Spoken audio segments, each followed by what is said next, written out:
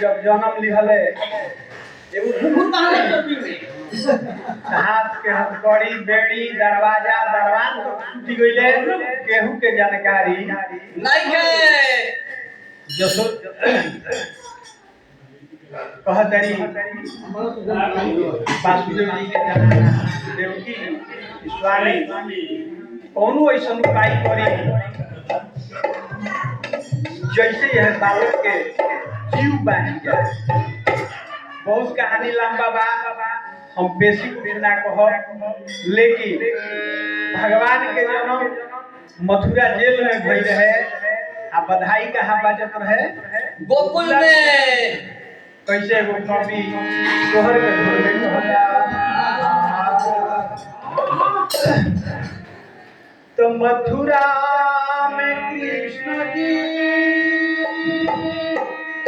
जन्म ले बाजा बा, ये गोकुला में हो ललना,